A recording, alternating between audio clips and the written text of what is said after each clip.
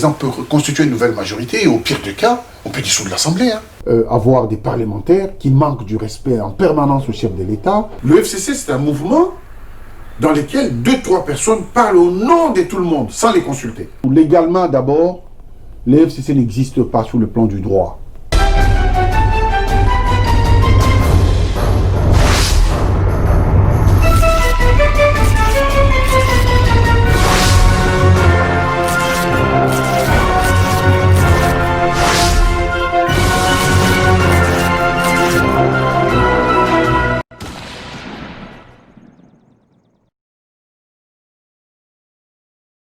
Bonjour, bienvenue sur notre chaîne clébois.com. Aujourd'hui dans mon émission, je suis ravie de recevoir Monsieur Emmanuel Ilunga, Excellence Emmanuel Ilunga, qui est donc ministre honoraire des Affaires étrangères et des Affaires foncières. Je le reçois dans mon émission pour qu'on puisse parler ensemble de l'actualité, ce qui s'est passé au Congo. Tout d'abord, je vais le remercier d'avoir accepté mon invitation. Bonjour Excellence. Bonjour. Comment allez-vous? Très bien, et vous-même? Très bien. Bon. Je vois que vous êtes en séjour ici en France actuellement. Je suis en séjour à Paris, effectivement, depuis 2 semaines. Mais déjà, les séjours touchent à sa fin. Je suis en train de partir au pays. Très bien, merci Excellence. Donc comme je disais à mon introduction, nous allons parler ensemble de l'actualité, ce qui s'est passé cette semaine au niveau de la RDC. Donc nous avons eu le 21 octobre la prestation de serment des 3 juges de la Cour constitutionnelle. Tout d'abord, Monsieur Ilunga, qu'avez-vous pensé de cette prestation? Moi, je trouvais que la démarche est normale. Le chef de l'État a été très bien conseillé et que, étant donné que le juge président a démissionné, il fallait le remplacer, bien entendu. L'État est une continuité, la justice aussi. Et le président, parmi les 3 juges, n'a proposé qu'un seul. Les 2 autres, je crois que les 2 autres ont été proposés par le Conseil supérieur de la magistrature. Je trouve tout à fait normal la démarche et que le président n'a rien fait de mauvais, des désobligeants. Que pouvez-vous dire par rapport à l'agitation qu'il y a eu au FCC? Donc on a vu pas mal de discours. Madame Mabunda, justement, qui est présidente de l'Assemblée nationale, ne s'est pas présentée. Monsieur Tambo Mwamba, donc président du Sénat, ne s'est pas présenté. On a eu aussi plusieurs ministres du FCC ou députés qui ne sont pas venus à cette prestation. Vous savez, vous êtes une analyste politique comme moi. Vous remarquez que depuis l'accession du président Félix Tshisekedi au pouvoir, depuis le début, il y a toujours des réticences de la part du camp du FCC pour agir dans le sens de l'intérêt général. Les actions du gouvernement ou les objectifs du président sont bien souvent bloqués soit dans les ministères ou dans certains cabinets. Nous les savons tous. Alors, et d'ailleurs même, si les 2 représentants du Sénat et Madame Mabunda n'est pas venue, je ne suis pas étonné parce que le président Kabila lui-même, dans le passé, il avait fustigé ses collaborateurs en disant qu'il a besoin de 15 personnes. Cela veut dire, en d'autres termes, je ne suis entouré qu'est des médiocres.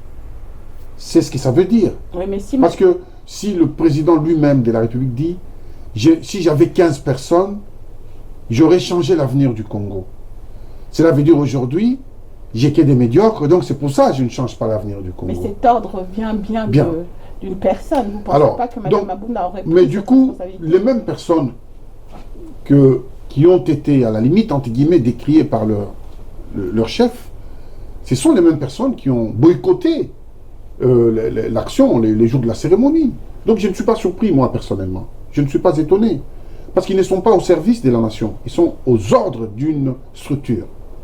À partir du moment où ils sont aux ordres d'une structure, je ne suis pas surpris qu'ils ne respectent pas l'intérêt de la nation, qu'ils voient dans toute action qui vise la liberté nationale, qui vise l'épanouissement de la nation, qui vise le progrès de la nation, dans toutes ces actions, ils voient qu'il y a un frein pour leurs propres ambitions. Donc, à ce titre, il est normal qu'ils boycottent, pour eux, bien entendu. Mais moi, je trouve que c'est désobligeant, c'est un manque de respect. à l'institution même du président de la République. Et le président a bien agi. Et le peuple est derrière lui.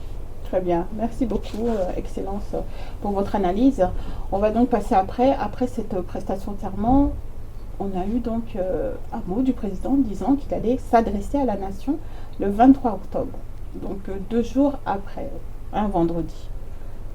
Plus les spéculations se sont faites, tout le monde, on va dissoudre, on va révoquer le Premier ministre. Donc on a vu des ambassadeurs, la diplomatie, tout le monde s'est mis à spéculer sur ce fameux discours qui a été fait donc vendredi soir à 20h, heure précise, pour une fois qu'il n'y a pas eu de retard. Le président s'est adressé à la nation. Par notre grande surprise quand même, c'était, je pense, une surprise. On parle donc maintenant de consultation nationale. Qu'en pensez-vous? Super. Alors, le président a parlé solennellement. Je pense que le jour de prestation des serments, les présidents devraient être en colère. En colère parce que certaines personnes, parfois, veulent profiter de son silence. Peut-être pensant naïvement que le silence est une faiblesse. Bien au contraire. Donc là, il a fait un discours de 6 minutes. Ça doit être un discours extrêmement réfléchi et un message convaincant qu'il a réfléchi, je pense, toute la nuit. J'ai apprécié les discours pour 2 raisons. La première, c'est que c'est un discours simple, clair et concis. 6 minutes. Bien. Il veut consulter le peuple. Parce que la deuxième raison, c'est qu'il a trouvé que les accords qu'il a eus, lui, donc le cash, avec le FCC, ne peuvent en aucun cas dominer l'intérêt national. C'est-à-dire, si ces actions sont contre les intérêts de la nation, il n'est pas d'accord. Excellence, il veut consulter les acteurs politiques. Oui, bien entendu. Non, mais je parle maintenant de pourquoi il a, sur son discours, je dis, moi, il y a 2 aspects importants que j'ai retenus. La première, d'abord, le premier aspect, c'est le discours est concis, il est clair, il s'adresse aux acteurs politiques et à la population. Deuxième, c'est qu'il a constaté que les accords qu'il a eus avec le FCC sont des mauvais accords. Parce qu'il est clair que le FCC, qui était apparemment son allié, depuis le premier jour de son accession au pouvoir, joue le rôle de l'opposant, joue le rôle d'opposition. Donc à ce moment-là, il est clair que le FCC doit passer dans l'opposition. Ça, c'est une évidence. Et donc, le président a décidé de consulter les acteurs politiques. Il l'a dit, il consulte. C'est une bonne chose. Parce qu'il ne peut pas consulter les 80 millions individuellement des Congolais. Vous êtes d'accord avec moi? Mais s'il consulte, est-ce que le FCC sera dans la consultation? Mais s'ils veulent bien, le président veut consulter parce qu'il a l'intention. Moi, je ne fais pas dire, mais on le voit en tant qu'un homme politique, un homme d'État, je sens déjà qu'il y a des changements en perspective qui arrivent. Et même s'il consulte, c'est pour reconstituer une nouvelle majorité. Ça, il l'a dit. Pour constater, constituer une nouvelle majorité, pour pouvoir diriger et gérer les pays correctement. Oui, on a bien compris qu'il y avait par exemple le sénateur Bahati, il y avait Bemba, il y avait Katumbe qui donc soutient donc, le président. Oui. Mais on est loin de la majorité absolue. Avec toutes ces...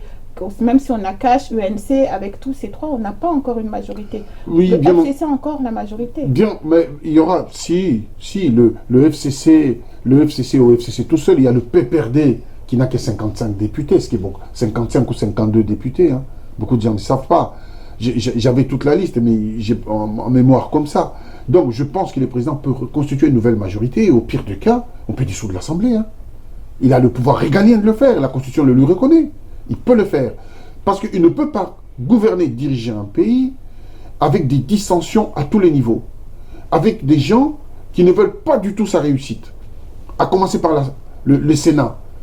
Ils ne veulent pas sa réussite. Et puis, à l'Assemblée nationale, c'est pareil. Donc, mais est-ce que le président était vraiment obligé de faire ce discours pour arriver pour dire nous allons consulter? Il aurait pu commencer à consulter sans faire ce discours. Mais tout ça, c'est sa volonté. Il préfère une démarche différente. Que quand vous avez entendu ce discours, vous vous êtes dit, C'est ce qu'il voulait dire. Parce qu'on a quand Oui. même eu pas mal de personnes, de diplomates, d'ambassadeurs qui sont venus. Est-ce que vous pensez que notre président, on a un peu calmé ça? Il est possible qu'il soit conseillé pour apaiser, atténuer. Je pense qu'il est possible. Mais je pense que son intention première, c'était de dissoudre, carrément. Parce que c'est ce qui revendiquait le peuple. Mais là, il consulte, mais il va finir par dissoudre. Parce que vous ne pouvez pas avoir des parlementaires qui manquent du respect en permanence au chef de l'État, des parlementaires qui se permettent quand même des écarts assez longs. Donc on ne comprend pas. Je pense que le président doit taper du poing sur la table et corriger tout ça. C'est son rôle. Parce que justement, quand on parle de gouvernement, parce que là, si c'est pour consulter, c'est pour avoir un gouvernement d'union sacrée, d'une certaine façon. Ce gouvernement, il y aura encore plusieurs partis. Donc ces plusieurs partis, déjà, on a bien, par rapport à l'expérience de notre pays, on sait très bien que le gouvernement avec plusieurs partis, c'est difficile déjà à gérer. Parce qu'on sait, 2023 arrive. Chacun a ses ambitions. Est-ce que vous pensez très franchement qu'un gouvernement d'union sacrée est la solution actuellement pour la RDC? Alors aujourd'hui, il faut s'attaquer à des points majeurs de notre pays. C'est d'abord l'unité nationale. Nos hommes politiques sont prêts actuellement, ceux qui ne sont pas du FCC, puisque le FCC, on ne sait pas s'ils veulent sortir de cette crise, mais est-ce que nos hommes politiques sont prêts à se mettre en avant pour la nation? Mais c'est justement pour les raisons pour lesquelles ils consultent. Parce que personne ne peut préjuger de quelqu'un. On ne peut pas préjuger des gens à l'avance. Il ne peut pas préjuger, mais le président Fachi, si demain, il dit que je vais travailler avec Bahati, je vais travailler avec Bemba, je vais travailler avec Katumbi, qu'est-ce qui va l'assurer que ces personnes, que ces partis vont suivre sa vision? Oui, mais il y a des objectifs à se fixer. Parce que tout homme politique a un objectif. C'est lui le président de la République. Mais comment il peut Quand il choisit des gens avec lesquels il doit travailler, il fixe des objectifs. À partir du moment où ce sont des gens majeurs, ils sont majeurs, ce n'est pas des enfants. Lorsqu'ils s'engagent à respecter les objectifs, on est certain, vous n'avez pas un revolver que vous allez mettre dans la tête de chacun pour dire « je vais suivre pour savoir s'il va respecter les engagements ». C'est la signature de chacun et l'accord que chacun apporte aux engagements pour suivre les objectifs que le président va fixer. Donc le président là n'avait pas fixé d'objectif avec le FCC puisqu'ils ne suivent pas. Mais bien sûr, c'est pour ça qu'il est en consultation. Lorsque vous ne suivez pas les objectifs, on met fin à notre relation. C'est ce qu'il fait. Il met fin à la relation parce qu'il constate qu'il y a des crocs en jambes à tout moment et donc les objectifs ne sont pas respectés. À ce moment-là, on met fin à la relation. Vous pensez que le peuple est encore prêt à attendre? Mais on n'a pas d'autre choix que de retrouver l'unité nationale. Le peuple, il ne peut trouver son bonheur que dans l'unité. Vous ne pouvez pas développer un pays en pleine guerre. Comment vous allez... Dites-moi quelle magie vous allez faire pour pouvoir développer un pays qui est en guerre, qui est en conflit. Vous ne pouvez pas. Pour pouvoir parler développement, il faut commencer par unir le pays et mettre la quiétude, donc la paix.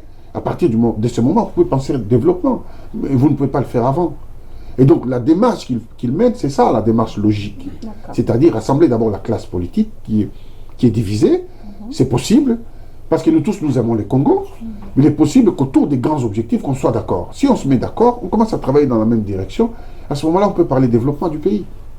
D'accord, donc vous êtes totalement pour ce discours? Moi, j'adhère parce que tout ce qui va dans les sens, ça me renvoie dans les années 60. Vous savez, dans les années 60, on aurait dû nous éviter ce que nous vivons aujourd'hui.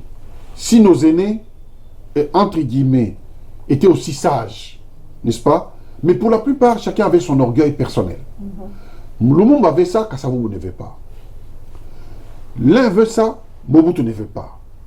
Et toutes ces guerres-là, en permanence, nous font payer les prix aujourd'hui. Moi, je me souviens, les quelques biens à l'époque que les Belges ont laissés, nous, on en profitait un petit peu parce qu'on allait dans les meilleures écoles, dans les meilleurs collèges. À l'époque, il y avait encore un peu de moyens. Mais les querelles successives ont fait que tous ces biens ont été dilapidés. La mégestion, les copinages, et tout ce qui ont fait que le pays s'est mis à genoux. Pourquoi? Parce que la classe politique était totalement déchirée. Mais aujourd'hui, si tant est que Félix Tshisekedi, le président de la République, essaye de souder la classe politique, de permettre à la classe politique de parler d'une même voix, qui ne peut pas être d'accord avec ça? Ça vient de lui en tant que chef de l'État. Qui ne peut pas être d'accord? Nous, on n'est pas contre. Mais on voit bien que le FCC, la démarche du FCC, moi j'y étais au FCC. Le FCC, c'est un mouvement dans lesquels 2-3 personnes parlent au nom de tout le monde sans les consulter. Font des choses au nom de tout le monde sans les consulter. Les gens subissent. Mais les gens ne sont pas des moutons. Vous pensez qu'il y aura des débauchages au niveau du Ce n'est FCC? pas des débauchages, c'est que les gens choisiront les camps de la patrie, les camps de l'union sacrée pour la nation. Les gens doivent choisir entre servir une structure et servir le peuple. Le choix est clair. On ne propose pas de débaucher quelqu'un. Vous avez fait votre choix. Moi, Même avant ce qui se passe à mais c'est avant les discours du chef de l'État, j'ai quitté officiellement les FCC. Parce que j'ai trouvé que dans ces mouvements, ce n'est pas un espace de liberté. Il n'y a pas d'espace de démocratie, il n'y a pas d'espace de parole. Certains diront, monsieur, les gens sont amènes. Vous avez perdu. Vous n'êtes plus ministre, c'est peut-être pour ça que vous avez quitté le Non, mais FCC. moi je ne suis pas né ministre. Je suis devenu ministre. Et puis je ne devais pas être ministre toute ma vie. Le pays ne m'appartient pas à moi tout seul. Vous comprenez? Moi j'ai apporté ma pierre à l'édifice. C'est pas ça du tout. Mais je suis un homme d'État, un homme politique, je suis toujours dans les combats politiques. Je dois donner un point de vue si je trouve que ça ne marche pas. Le FCC, c'est un fourre-tout. On a mélangé tout le monde et il n'y a pas d'espace de liberté. Donnez-moi, vous connaissez, qui est le porte-parole du FCC? Personne ne sait. On ne sait pas qui, chacun s'improvise. Donc c'est quelque chose qui n'est pas structuré, organisé, qui n'est pas bien pensé. Et moi, je ne peux pas. Moi, je suis un homme épris des libertés. J'adore ma liberté. Je ne peux pas mettre en prison une servitude volontaire, ma propre liberté, au profit de quelques personnes pour servir leurs intérêts. Non, je suis désolé. Moi, là, il y a le choix est clair entre servir une structure, donc quelques hommes, et servir l'État, la nation. Moi, je suis prêt à servir la nation. C'est ça. C'est dans ce sens-là que le président a abordé son discours. Il a constaté, il a été patient pendant 2 ans. Et il a vu de lui-même que la mauvaise foi, elle est manifeste. C'est pas la première fois qu'il est boycotté. C'est pas la première fois. Les finances de l'État, n'en parlons pas. Même le progrès, les ministres, les textes des ministres, personne ne produit rien. Si demain, cette consultation, puisque le président nous a bien dit, à la fin de ces consultations, il va revenir vers nous très rapidement. Oui. Donc si à la fin de ces consultations, rien n'est donné pour vous, quelle sera la bonne solution que le président doit prendre? Moi, je pense qu'à ce stade, nous sommes en guerre. En guerre contre la misère, contre la médiocrité. Et quand c'est comme ça, il faut trancher dans le vif. Il ne faut pas être mi-figue, mi-raisin. Parce que finalement, on ne prend pas de décision. On tâtonne, on fait du surplace. Là, il a fait un pas en avant, il faut continuer. Il ne faut plus faire marche arrière. Donc, après les consultations, pour moi, c'est... Il reconfigure la majorité. Si besoin est, au pire des cas, on dissout l'Assemblée nationale. Est-ce qu'on a les moyens de dissoudre l'Assemblée nationale? Mais le moyen de dissoudre l'Assemblée... On va faire des élections très rapidement après. Non, mais on ne fait pas les élections le lendemain. Non, mais il y a un certain temps. Oui. Parce que là, pour l'instant, on vient de voter un projet de budget à 6,8 milliards. Oui, c'est un manque de courage. Peu. Oui, c'est déjà très peu pour le Congo. Est-ce qu'actuellement le mais Congo... Madame Mangaya, oui. Le Congo a les moyens. C'est parce que les gens ne sont pas intelligents qu'ils ne comprennent pas que le Congo a les moyens. Moi, j'ai toujours contesté au Conseil des ministres. Tous les gars qui étaient des ministres au FCC le savent. Au Conseil des ministres, j'ai posé des questions, moi, au ministre des Budgets et des Finances. Pour qu'ils nous disent, les 7 milliards de dollars qu'ils votaient des budgets, c'était pour entretenir la misère ou pour développer le Congo. Ils m'ont débité des théories alambiquées. Mais moi, je leur ai dit qu'un budget, c'est prévisionnel. Et nous avons du potentiel, le potentiel minier, le potentiel humain aussi. Et que même si on met un budget de 1000 milliards, le Congo est capable de rembourser. Parce que c'est prévisionnel. Vous comprenez? Mais c'est le manque de courage. Le Congo a les moyens d'organiser les élections sans aucun problème. Il suffit d'avoir la volonté. Et l'intendant suit. Un pays aussi riche que le Congo ne peut pas dire qu'il n'a pas les moyens d'organiser les élections. Donc pour vous, Monsieur Excellence Ilunga, Fachi est sur la bonne voie. Pour vous, oui. Est-ce que Fachi contrôle vraiment en ce moment? Parce que plusieurs personnes, il y a quand même des voix qui se sont levées, ils ne contrôlent rien, à part qu'il est... Oui, mais parce qu'ils ne connaissent pas l'État. Moi, j'ai été ministre, je connais l'État. L'État que les gens connaissent, ils le connaissent de l'extérieur. Ils ne savent pas à l'intérieur comment on gère un État, comment on dirige, comment on transmet les courriers, comment on collabore avec des pays voisins. Le président, Félix Tshisekedi, il est en train de tout prendre en main. Ça, c'est une évidence. Parce que quand vous arrivez au pouvoir, vous ne maîtrisez pas tout. Il l'a dit lui-même qu'il apprend, qu'il a appris. Mais actuellement, il est en train de tout prendre en main. Parce que c'est comme ça qu'il a l'effectivité du pouvoir. S'il ne le fait pas aujourd'hui, il ne le fera jamais. C'est où on le fait, ou il ne le fera jamais. À partir de ce moment où il a toute l'effectivité du pouvoir, et moi je suis convaincu, parce que je connais l'homme, je le connais en privé, il a envie de laisser des griffes dans ce pays. Pour qu'un jour où il ne sera plus là, qu'on parle de lui, en bien. Mais pour ça, il doit prendre des décisions qui ne contentent pas tout le monde aujourd'hui. Il l'a dit dans son discours, il ne peut pas être là en train de contenter ses partenaires alors que le peuple souffre. C'est ce qu'il a dit sans le dire, entre les lignes. Donc il choisit le camp du peuple et de mécontenter ses, entre guillemets, ses soi-disant partenaires, mais qui ne lui rendent pas service. S'il ne le critique pas, il le boycotte. Et c'est comme ça en permanence. L'administration ne fonctionne pas, les transmissions de courriers, pareil. Et donc tout ça pour le boycotter, pour qu'en 2023, qu'il vienne devant le peuple sans aucun bilan. Donc ce discours, c'est quand même une certaine manière de mettre fin à cette coalition. Absolument. Pour passer en cohabitation. Ah mais les mariages est consommé. Écoutez, ce n'est pas un secret de polichinelle. Aujourd'hui, les mariages est consommé. Pour moi, la lecture est simple. Hein. Il n'en veut plus. Voilà, le président n'en veut plus. Et nous sommes d'accord. Le président, dans son discours, je pense que tout le monde a compris que ce mariage est consommé. Mais comment ça se fait que le FCC, eux, justement, n'ont pas le même discours? C'est-à-dire que on peut s'attendre que le FCC, s'il tape sur la table, dit ben non, nous aussi c'est terminé, on passe en cohabitation. Vous pensez qu'ils auront le courage mais le FCC, c'est un mélange de tout. Légalement, d'abord, le FCC n'existe pas sous le plan du droit. Parce qu'à l'Assemblée nationale, pour identifier la majorité, on n'identifie pas la majorité en tant que FCC. C'est des partis politiques. Tous ces regroupements n'ont pas un statut juridique. Rien. Donc, ça n'existe pas. On va identifier en fonction des partis politiques. Et donc, n'importe qui peut reconstituer sa majorité. Et comment ça se fait que jusqu'à maintenant, oui, puisque tout le monde en parle, on en a déjà parlé, jusqu'à maintenant, le président Fathi n'avait pas fait cet effort de nommer justement un informateur. Vous pensez qu'il n'était pas assez... Oui, mais parce qu'il respectait, les accords. Il y a eu un accord qu'il a respecté. Et qu'est-ce qui a fait qu'aujourd'hui... Mais parce qu'il est trahi par ses partenaires. 2 ans, vous trouvez que c'est pas un peu trop pour la population? C'est trop, bien sûr, les souffrances. Oui, un jour, c'est trop, des souffrances. Mais 2 ans, c'est trop. Il a été patient. Parce qu'en politique, il y a beaucoup d'enjeux. Donc, il ne pouvait pas non plus aller plus vite que la musique. Il faut prendre du temps, il faut parler, il faut échanger. Mais il a tenté par tous les moyens de contrôler les choses, de faire comprendre sa démarche, mais personne ne veut l'écouter, il prend la décision. Moi, à sa place, je ferais la même chose. Hein. Ah oui, je ferais la même chose. Sans état. Mais la preuve, c'est que quand j'ai vu que les FCC, c'est un train, c'est comme un train qui est en panne. Et comme le train est en panne, les cadres du train qui sont dedans vous disent qu'il faut descendre pour pousser les trains. Mais les passagers disent non, on ne pousse jamais les trains, mais on va les réparer.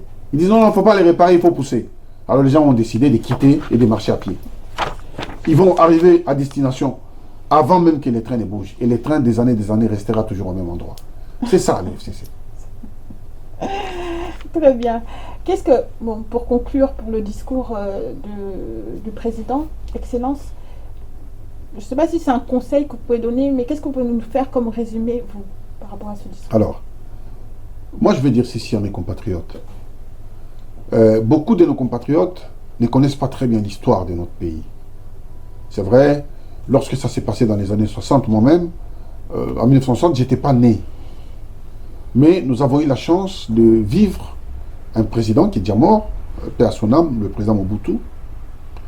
Et on a vu comment notre pays était en train de péricliter petit à petit. Le pays est tombé trop bas. Si bas que c'est très difficile même de s'en sortir. Aujourd'hui, la guerre devient non seulement régionale, tribale, mais c'est aussi familial. Même dans les familles, la guerre est entrée parce que la misère a pénétré partout, dans toutes les couches sociales. Alors c'est pour cela que je dis à mes compatriotes d'accepter en majorité la démarche du chef de l'État. Parce que c'est une démarche d'unité. Il a parlé d'union sacrée. Une union sacrée. Il y a le mot sacré. Sacré, c'est quelque chose d'inviolable, de respectable, qui descend même... On a une idée de la divinité dedans. Donc, c'est comme un pacte que nous allons nous faire entre nous pour que plus jamais les Congos ne puissent redescendre encore plus bas. Que désormais qu'on puisse commencer à remonter. Parce que, en même temps, dans son discours, le président dit que je ne peux pas faire le bonheur du Congo tout seul. Je ne peux faire le bonheur du Congo qu'avec vous tous. C'est comme ça son appel. Et cet appel est très important. Excusez-moi, je ne vous coupe pas, Excellence, mais quand justement on a un appel comme ça, certains diront que le président ne peut pas lui tout seul. Est-ce que c'est pas montrer une certaine faiblesse? Mais on n'est jamais fort plus que la force elle-même. Chaque être humain sur Terre a une faiblesse. Le président n'est pas un surhomme. C'est un être humain comme tout le monde. Il a des forces, il a des faiblesses. Il a besoin d'être appuyé. Il a besoin de soutien, il a besoin d'être soutenu. S'il n'est pas soutenu, il ne pourra pas tout seul. Pourquoi pas? Parce que le mastodonte, qui est donc le FCC, et puis leur autorité morale est trop puissant à RDC? Non, pas du tout. Le FCC n'est pas aussi puissant que ça. C'est un géant au pied d'argile.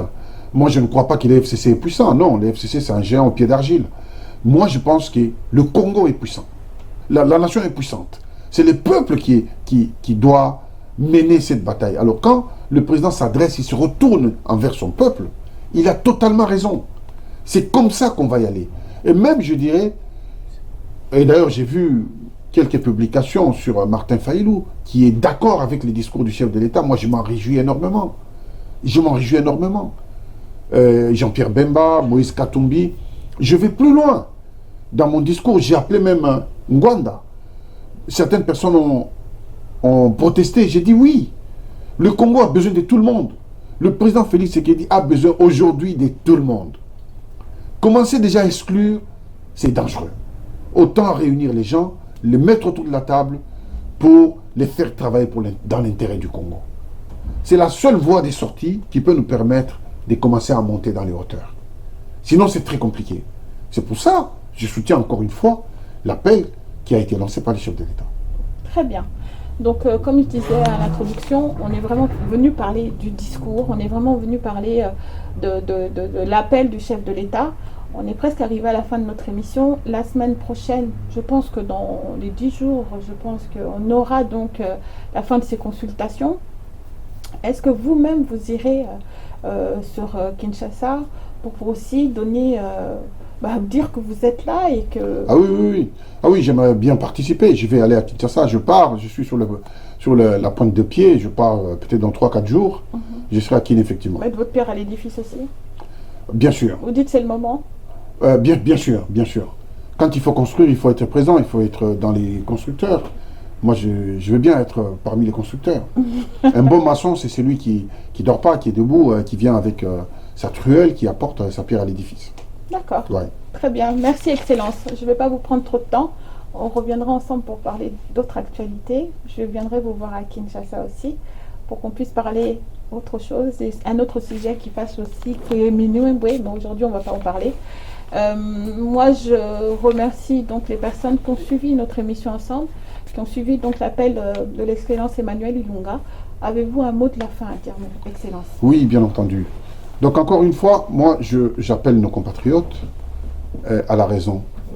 À la raison parce que les souffrances sont nombreuses et quand vous traversez des moments comme ça, il est très important de faire appel à la raison et d'éviter tout ce qui agite l'émotion. Parce que l'émotion nous amène toujours à la division, au tribalisme, à des paroles assez négatives qui ne nous élèvent pas. Une nation est constituée de plusieurs régions, de plusieurs ethnies, de plusieurs tribus. Mais en fait, nous sommes un parce que nous sommes une seule nation. Et c'est ça le plus important pour nous tous. Je crois qu'aujourd'hui, nous devons appuyer cette volonté ferme du chef de l'État d'aller de l'avant et de réunir les membres éparpillés. C'est très important. J'appelle également nos amis qui sont en diaspora. Ils sont 16 millions qui ne sont pas à négliger parce que pour la plupart, ils veulent rentrer au Congo. De soutenir les chefs de l'État. D'éviter chaque fois des querelles qui n'aboutissent à rien, des querelles intestines, des insultes qui ne font qu'aggraver la division.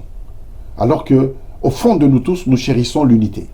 Donc, je pense qu'ils ont le courage de renforcer cette unité nationale qui nous permettra de détonner le monde. Un jour, le Congo de parler d'égal à égal avec les grandes puissances de demain. Merci. Très bien. Merci beaucoup, Excellence. Moi, je remercie donc, comme je disais, toutes les personnes qui ont suivi donc, cette émission. J'espère que vous avez apprécié donc, les quelques instants que nous avons passés avec l'Excellence Emmanuel Ilunga. Donc, à très bientôt sur notre chaîne clébois.com et merci beaucoup.